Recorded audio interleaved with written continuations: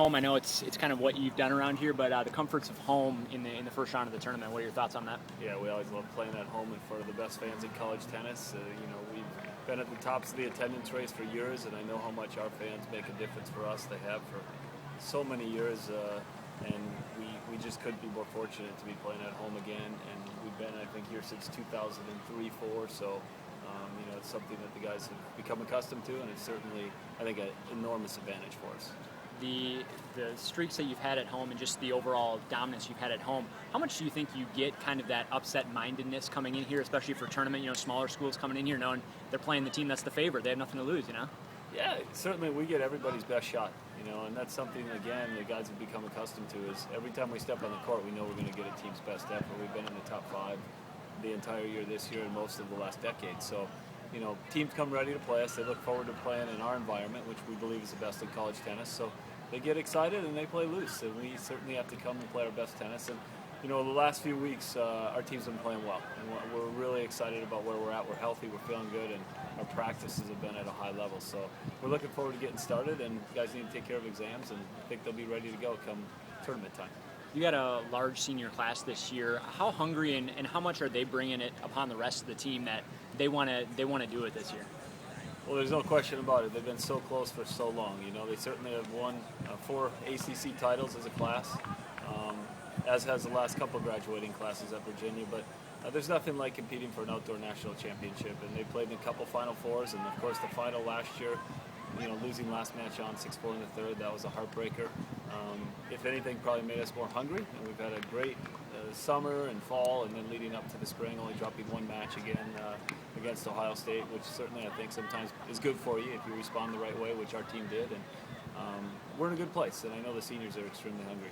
Adding Mitchell to your lineup, your thoughts on your lineup this year and how it's going to match up come tournament time, especially if you get through a first weekend?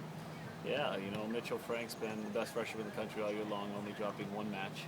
He's played at 3 for us most of the year, and he's been ranked number 1 in the country all year long. So that's a testament to him, his consistency, his work ethic, the things he's brought to our program, both in singles and doubles. And I've been around college tennis my entire adult life, and it's hard to find anyone that works as hard as Mitchell Frank day in and day out. It's been a pleasure, and he's a gamer as well. I'm looking forward to seeing him play in his first NCAA tournament. And he's one of those guys that steps up and does extremely well with adversity. So we're going to face that throughout the tournament. We always have, and we'll look forward to playing Farley Dickinson on day 1.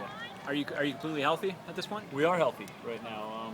We hope to keep it that way. It's something that you, of course, become concerned about. It was tough for us last year when we lost Drew in the round of 32 when he broke his foot. And that certainly made a difference for us.